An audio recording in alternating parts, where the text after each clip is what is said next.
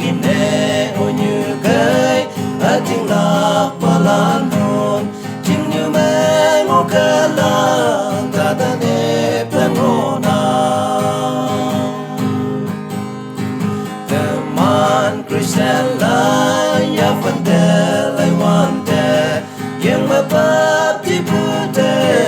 yang ni lạc tay nang a au vie ite a ting lạc ni ma ya lạc in the name of Christ la na sai cha chang cha beng bông Christian la nang mong chang tim ngô ya mong chang ban ngô ba lan akin ne o như cái tiếng lạc và lan hồn chừng như bé ngô ca la ta ta nếp tan ngô na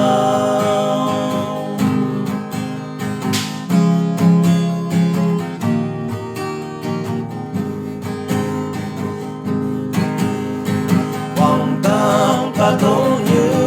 yang chim lan đi li quang nghi lê như san ha cao quang linh ngai o kai sang bu ca wang te a tin lang ma a kim